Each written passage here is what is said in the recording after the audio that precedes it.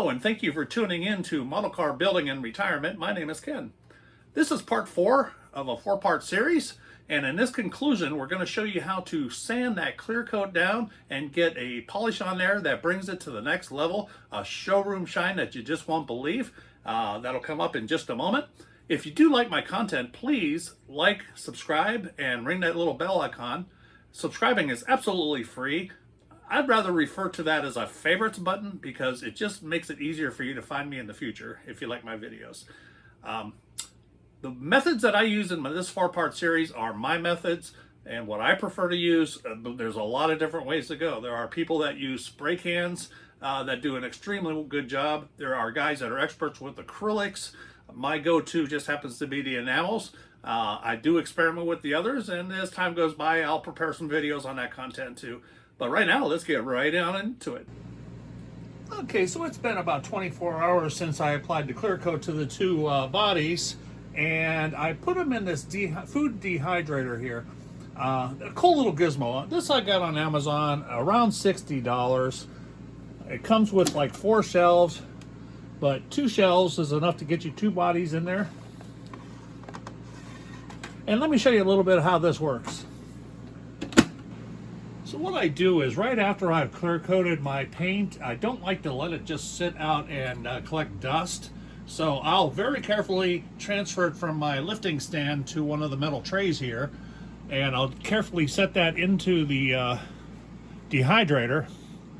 But I will not start the dehydrator for the first couple hours because I want that leveler thinner to do its job and let that paint level out real good. Because what we're doing here with the food dehydrator is we're speeding up the cure time, so we're force curing.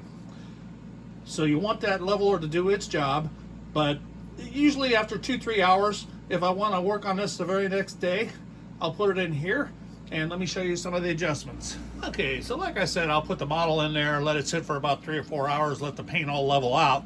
But then what I'll do is I'll come by and I'll turn it on, and then you hit the time temp button, and it defaults to the high temperature at 158 Fahrenheit because this is calibrated to centigrade stuff. And what I'll do is I'll turn this dial to the left, and I'll either go 113 or 104. 104 is the safest. So I go 104 degrees Fahrenheit, hit the button again, and it defaults to 10 hours. Now I'll usually go the whole 10 hours. But if I just put decals on or something, I may go 104 and turn that down to 1 hour by just turning the knob. But once you get your settings in place, just hit the on and off button once again, and a little fan kicks on and the heating element kicks on, and this will run on the timer. So right now, if I let that go, that'll run 10 hours at 104 degrees. And I will have a link for this in the description. Okay, so I just pulled this out of the food dehydrator. So I let it sit 3 hours after spraying it. Then I turned my dehydrator on at 107 degrees Fahrenheit and let it run for 10 hours. And if you remember from the last episode, quite a bit of hardener goes into that clear. And that's very slick. If this was not cured real well, you would feel a lot of drag on that paint, but it's pretty darn slick. So that's the first sign of checking for your cureness. The other is if you do go into the sanding, if your sandpaper is loading up quickly with clear and feeling sticky, then you're probably not cured enough. I don't expect that to be a problem here. All right, so once again, the paint job looks really good. I mean, I wouldn't be ashamed to complete this build just as is, but that's not what we're going for here.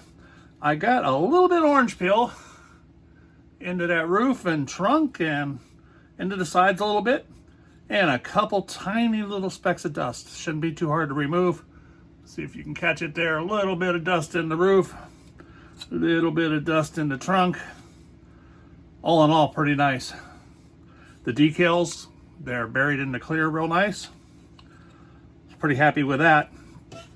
Now, if you remember, I accidentally touched my hood against my airbrush early on in the clear coating yesterday.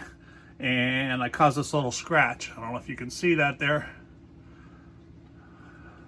Being that I scratched that right after the first coat, and there's only 2 coats of clear on there, that means it's going to be pretty deep in there. We will sand down and try to remove that, but chances are that's going to stay unless I take it way down. So we'll get started on sanding, and I'm going to use my 5/1000 Trizact to start and see how well that goes. Generally, I have found that the Trizact 5000 is enough. It's aggressive enough to take away the lightest little orange peel and those little dust particles, but yet is also delicate enough to be able to polish right after.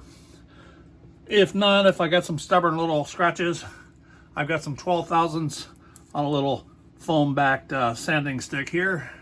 I usually cut off little squares of this, but that's a 12/1000, which will aid in your polishing. So we'll just see how it goes. Well, first we'll get to polishing with the 5/1000 Trizact. Okay, so I have a little pail of water here. Wet my Trizact down. And we're going to start on the side of the hood that has the damage, and there are a couple dust spots there too.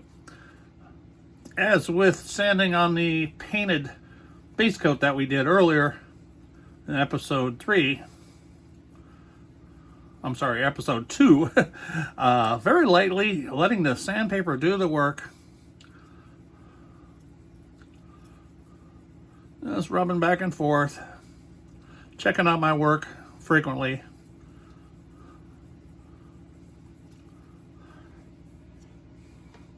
So to check out my work, I just take a little paper towel here. And you can see I've taken away some of the shine. Because this is not cured for days and days and days on end, it's sanding relatively easy, but not so bad, not as if it's not cured. Unfortunately, that scratch is probably going to be too deep.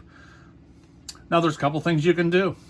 You can either sand way down, but the risk here is that you may sand into the metallic paint below. And this was actually a custom mix. I did use the turquoise, but I was a little bit worried that I didn't have enough paint, so I added about 1 or 2 milliliters of a blue metallic to it, and that kind of gave this a different, it's not exactly turquoise, it's sort of like got a little bit of purple to it actually. So you got to decide what's going to work for you there. And there's a couple things you do. You either start all over. I hate to do that because I've invested so much into the model and I no longer have enough of that paint. I'd have to order more. Sometimes I'll come up with a story. When things go bad, maybe I'll put a big sort of bird poop there. You know, you got this beautiful show car, you're at the show, beautiful sunny day, bird comes by, lands a big poop right on your hood. Or maybe you just got back from the corner store, 12-pack of beer, sat it on your hood, which I seriously doubt you would do that.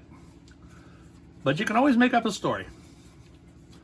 I've gotten myself out of a lot of messes by just rolling with the screw up and making up a story. That scratch is kind of noticeable. We're going to just take it down and we'll go on with polishing, and I'll just decide what to do. I'll decide if I want to live with it. Okay, so that is working to get rid of blemishes of dust and a scratch. Essentially, we're going to do the same thing with the rest of the car here. And that top, just that little bit of orange peel. I'm not going to do all my sanding on video here. But once again, my 5/1000 Trizact, nice and light back and forth. I like the way this stuff slides across, and it doesn't leave deep scratches or anything. It leaves like a really nice, dull finish that's easily polished. They have a Trizact 3000 grit that I'm thinking about getting. It's a little bit more aggressive, and then you can go to this. And I'm trying to get my hand on some Trizact 8000. Because if you're doing a black paint, you might need to step up your game and go, 8000s and 12,000s. For finish sanding. Then you can change your direction on your front end there. And then I'm also going to sand the windshield area, front and back. The window trim really good, so that when I do my bare metal foil, that there's no bumpy texture whatsoever, because that foil really is thin, and once you burnish it into place, if you've got any rough texture in your paint, your bare metal foil is going to look rough too. Okay, paper towel. Okay, I did not take much. You can see how it's dulled down there quite a bit. Virtually no orange peel. I can take that down a little bit more. I'm going to hit the whole body, and we'll come back and we'll decide what the next step's going to be.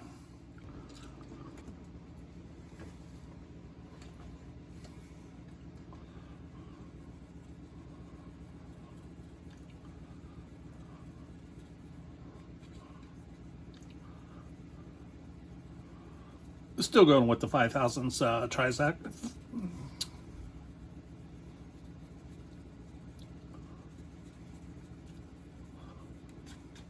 Being careful, you know, going over the decal there, because that's also raised lettering right there. So, you know, you want to be careful not to be sanding too much on that spot. You'll go through your clear pretty easily there. So once again, going for that nice dull finish, that's what we're looking for. I'll continue on. Now there's places like here on this quarter panel where the paint is laid so smooth. I don't see an orange peel and I don't see any other defects. So you don't even need to sand that, you know. We'll go into polishing. We'll go over that with the polish, but we don't need to sand it down dull first. Okay, I'm gonna do a little bit more sanding and we'll be right back. Okay, next up I'm gonna talk about a couple other more supplies and tools that you may need for the process here. Besides the sandpaper, which I already showed you, is first of all, once I get my sanding all done, and I usually stop at the 5/1000 Trizac, is I will first go to this Meguiar's Plastics, and this is a clear plastic polish, you know, designed. It's great for like headlights on your one-to-one car, your real car.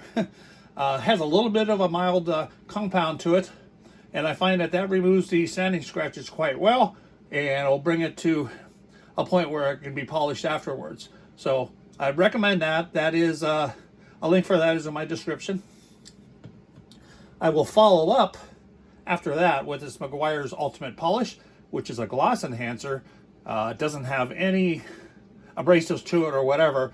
So whatever shine you get out of the plastics, this brings it to the next level. And then if I'm all done, I'm not going to do any more paint work at all whatsoever on my model. I might finish up with a wax. I'm not sure where this came from. My neighbor bought it for me for my one-to-one car, but it's called Fusion from Wolfgang, and it's like a paste carnauba wax, very soft, beautiful wax. Gives you a beautiful finish, but any wax will do. Just make sure you're not going to do any more paint work like blackening out a hood or whatever. The next thing I do is I got a little box here, and I outgrew a flannel shirt. I usually outgrow my clothes before I wear it out. But what I do is I took this flannel shirt, it's a nice soft material, and I cut a whole bunch of little towels out of this. Okay, and I will use one towel for the plastics, and I will use one towel for applying the polish, and I will use another towel to apply my wax. And then to remove all my residue, I'll use clean microfibers, and I do the same thing. I get a separate microfiber for each kind of compound or wax that I'm using. And I usually do my work by hand, but I do have this little battery powered off-brand Dremel tool that I got on Amazon. I'll try to find a link and put that in the description. And then I bought a bag, probably has about 100 various little polishing heads on it like this. I found this to work quite well. It's like a wool pad, and this is variable speed, so you can go from slow to pretty fast there. If I ever need to break out the big guns, I'm just not getting it with my hand polishing, I might break this out, but you do have to be very careful because this is much more aggressive and could go through your clear coat. So that was just some of the tools. And by the way, this is USB chargeable, which is a nice feature. You don't have to replace batteries or whatever. Okay, on to the next.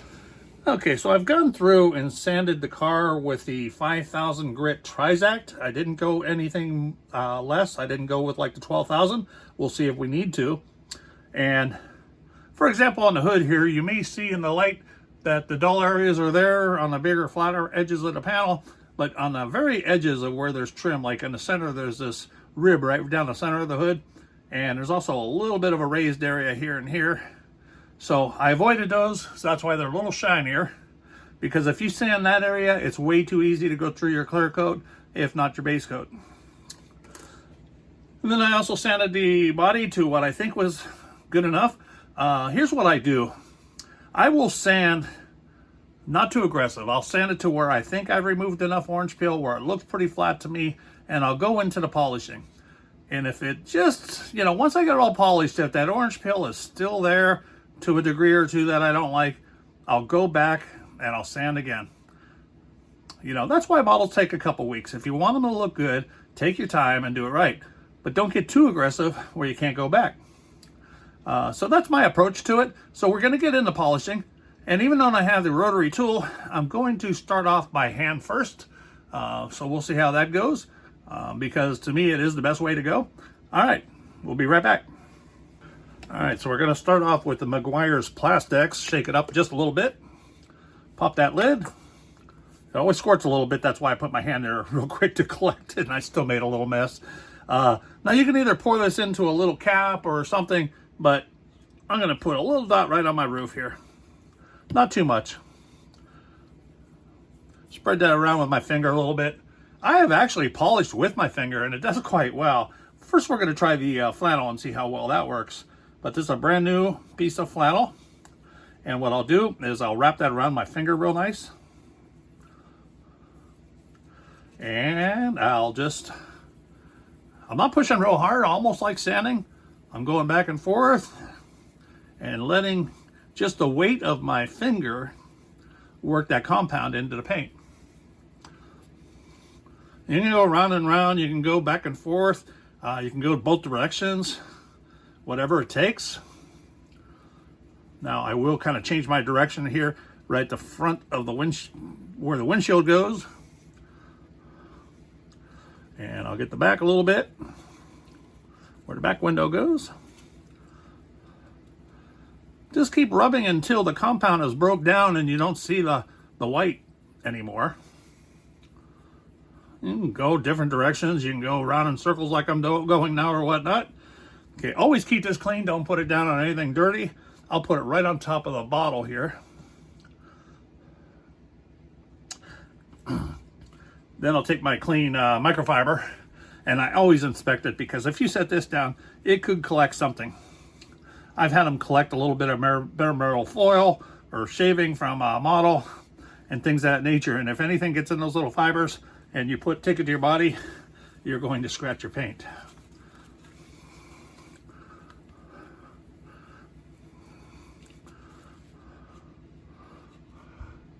Okay, kind of a nice shine.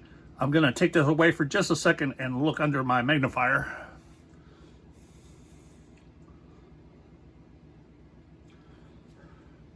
All right, I think I can get just a little more aggressive on my sanding. So let me sand with some 5000s again, and I'll be right back. Okay, so I spent another couple of minutes on that with the 5000 grit Trizact and dolled it up once again. So let's reapply a little bit of that Plastex and go with a little more polishing.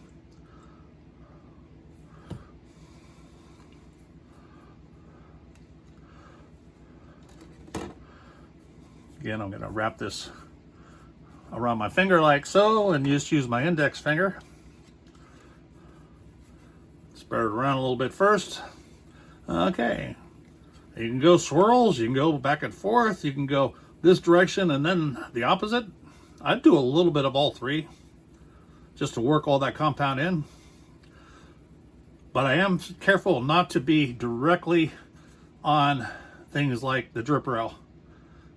Here I don't care, because I'm definitely going to bare metal foil. Not sure what I'm going to do with the drip rail yet, so I definitely don't want to take that paint off. I'll either bare metal foil that or highlight it with a silver marker. But sometimes they're not defined very well at all, and I'll just leave them. It just depends. And you just keep working it, and working it. When I get to the trunk, we'll use the rotary tool just so I can demonstrate it.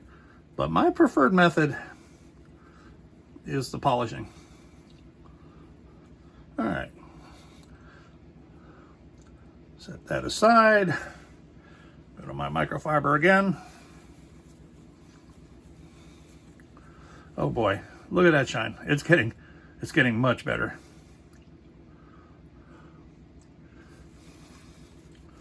Baby steps, people, baby steps. I'm gonna go a little bit more with my sandpaper. Just the slightest bit of orange peel. Most people would probably not even notice that.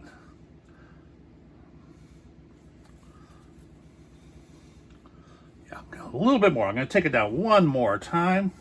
All right, once again, took it down the doll. I hope I'm not boring you too much, but this is the way I do it. Baby steps. I like to just do just what it needs. I don't want to get too aggressive. Can't put material back unless you start all over. And it's just good therapy. Do a little bit of swirling because I kind of saw some sanding scratches, a pattern developing, even though this is not the final product I'm going to use on the roof. Going in swirls will kind of just help minimize any scratches from the compound and your sandpaper. And back and forth. The opposite direction.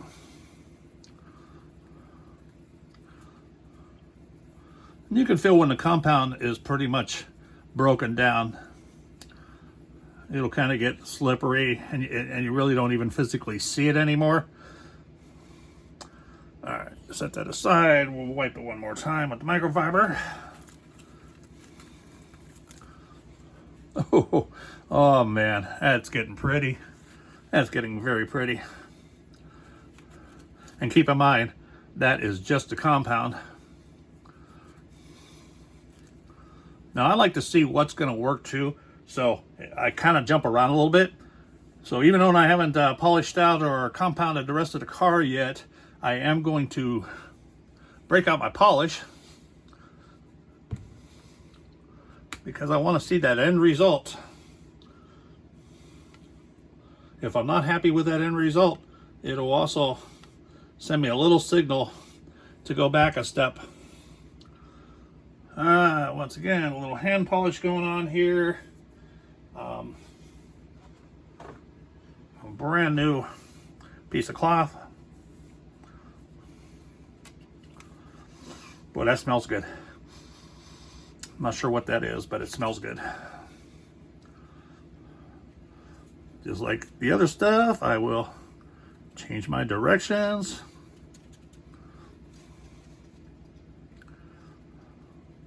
Now, when you're doing this, this compound will get stuck. The polish isn't compound. Will get stuck into your nooks and crannies, like your door gaps and whatnot. You could use like a Q-tip, or you could take it to the sink and give it just a good wash to flush that out of there.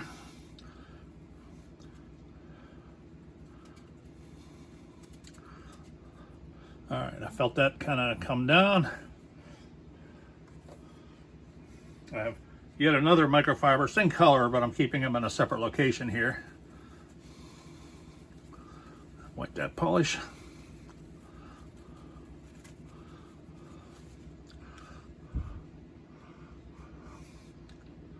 I'm pretty happy with that.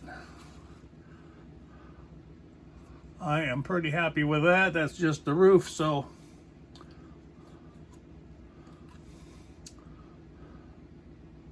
I will go on with that. Okay, so next up we're going to demonstrate the trunk with the rotary here. Be right back. Okay, so I got the little wool pad on my rotary here. Get a little bit of that Plastex on the trunk lid.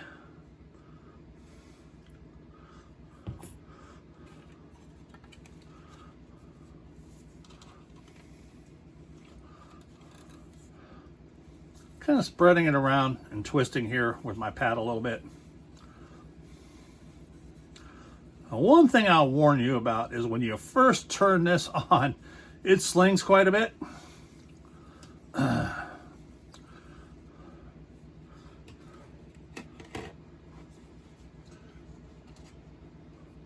So what I will do is I'll go inside of a cup here and turn the power on.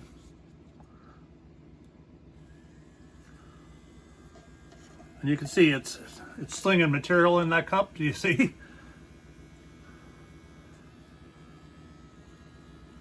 All right, now I'll turn that off. And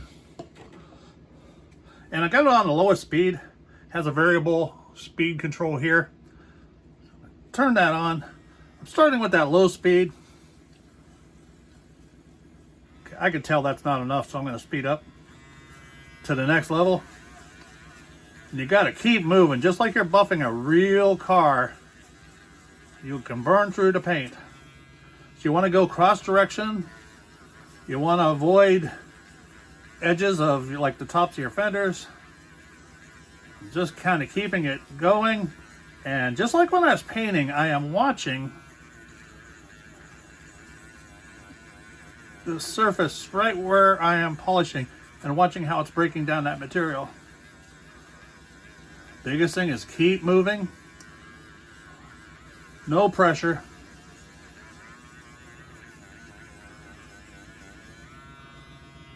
All right, I'm going to turn that off. Take a microfiber. It is messy though. It still slings stuff around. Now see, that gave you a nice polish. Now where I have used the rotary, I have limited it just to the compound. And then I go to hand polishing for the rest. Okay, I'll tell you what, that took every bit of my sand scratches out and gave me a really nice finish there. I can see compound stuck in that panel line there. A couple different ways you can address that. Hobby Lobby sells these nice little Q-tips that are kind of hard and rigid and have a nice point to them. I definitely use these when I do my bare metal foil work, but they got a nice little point on there where you can actually get it in your gap and it will pick up quite a bit of that. Another option is taking a toothpick. Toothpick does a really nice job. Or you just take it to the kitchen sink and wash it down with some soap and water. That generally is the best. All right, so I am gonna now, by hand, compound the rest of this car and the hood, and then we'll come back before I polish. Okay, still working the compound around the body. Now while the camera was paused, I did that roof and trunk a couple times, went back to sanding again, and then went back to the compound. Haven't got back to the polish yet. It's just how far you want to take it. Biggest thing is don't go through the clear. Now another thing you can do if you wanted to is you could sand this whole car down with 5/1000 grit and then go ahead and give it 2 more wet coats of clear. But what you do risk there is hiding your detail. You know, things will start going away, like your script of your car here, your little door lock, your gaps here, trim around the fenders if you had marker lights. The more clear you put on there, the more you begin to fill those in and take away the detail. So you got to make a choice how wet you want that paint to look. It's getting to the point where I like it a lot. Okay, I'm going to continue on. Okay, and while we're at it, I wanted to visit the 68 Dart that we also cleared in our last episode. That was the bonus car. And I just want to show you because we were talking about stripes and burying them in the clear. So this was just 2 wet coats of clear. Just 2 wet coats, period. And I used my Trizact 5000 across the trunk lid here. I haven't worked the sides yet. And I'm kind of working against the stripe a little bit here. That way I'm hitting the edges. And then I'll hit along the same direction too. All right, then we're going to wipe that with a paper towel. And you'll see that it's very flat. Now that decal's pretty well buried in the trunk lid. So let's get a little polish on there, compound.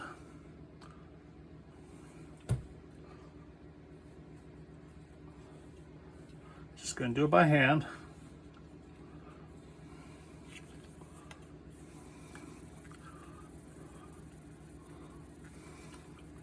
You don't have to go fast. I'm trying to get a little friction going.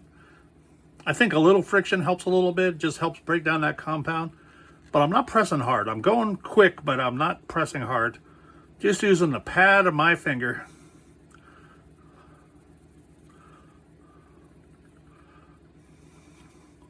Change my directions back and forth. Okay, I really feel that that compound is broken down here. So we'll take a look at that, wipe it off with a microfiber.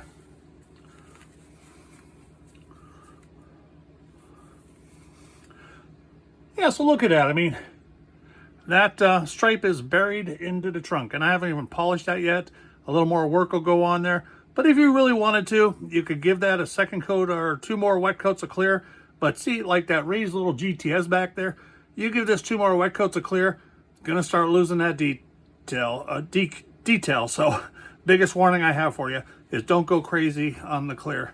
In fact, as I built, I'm into my 14th model right now that I'm working on paint-wise.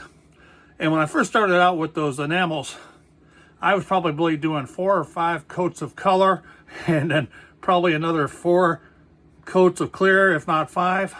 And man, I was getting one heck of a shine, but I was really burying the detail. Some of the cars had marker lights like this. They were buried. You couldn't even feel that. Where right now, that's still very pronounced. The gas cap is still very pronounced. But some of my earlier models, even though they look glossy as can be, you almost can't feel the details because I filled them in so much. So I just wanted to share with you there that you can bury your decal with just 2 wet coats. Unfortunately, with that hood that I scratched in my paint booth, I haven't gone to polish yet, but I got my compounding done, and that scratch is buried into clear. It had happened right after my first wet coat, before I went to my second coat. Now, had I scratched it after the second coat, there's a high likelihood I could have totally sanded that out and got rid of it. But because it was in that first coat of clear, I would have to take it down. I'd have to lose all my clear coat, and then I risk getting into the bare paint and messing up that metallic as well once you start sanding that metallic away. I'm gonna live with it. I'm gonna make up a story. I might make up a miniature hot rod magazine and just have it sitting right on the hood. You know, I'm gonna come up with something. It's not real noticeable, but I know it's there. Okay, on to the final polishing, and we'll take a look at it. Okay, so now we're on to the ultimate polish with glass enhancer. Gonna put that on the roof here and get some polishing done. I decided I will not be waxing after this until I complete my bare metal foil and my panel lining, because the wax is so slick that the bare metal foil may not stick real good to the car, so you certainly don't want that problem. It also, the panel liner might not, is probably not going to like that wax either. So avoid the wax. In fact, I'm going to get such a shine on this that I'm probably going to see no reason whatsoever to want to wax the car. I'm sorry if I was off camera. Okay, so I'm working in my polish. Now remember, this is just a polish. It has no aggressive compound to it.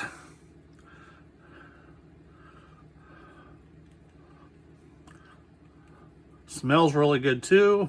Can't place that smell. I don't know what it is, but I like it.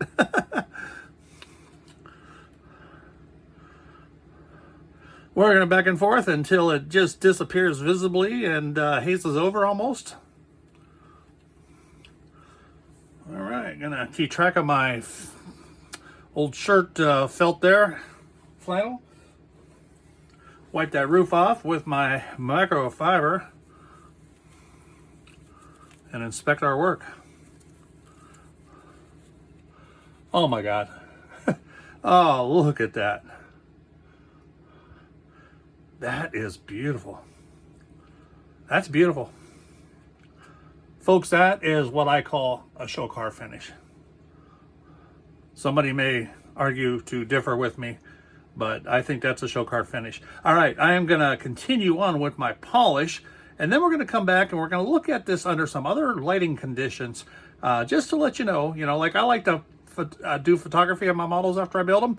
So I'm gonna put this on my little dioramas with the lighting that I use and just see how well they photograph there, because if anything stands out to me there, then it tells me I'm not done yet. So let me finish polishing, and then we're going to get that on a turntable and take a look at it. All right, so the entire car has now been polished with the Meguiar's Ultimate Polish.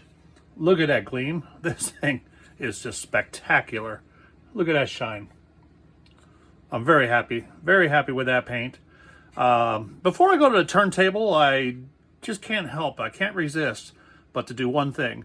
Certainly this needs the bare metal foil, which is not going to be part of this video because this video is about painting, but I could not resist getting a little panel liner on these door jambs. Because if you remember on my step 1 video of the 4 steps here, I really put a lot of emphasis on getting the panel line scribed for realism. So I just couldn't wait to see how that looks. And look at that capillary action. Just touching it up there has brought it down that entire door panel. Let me get it over here in front of the camera.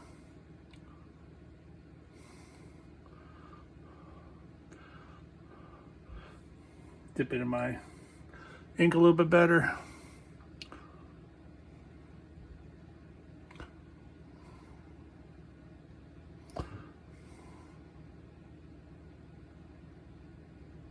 See how that panel liner just runs along that edge.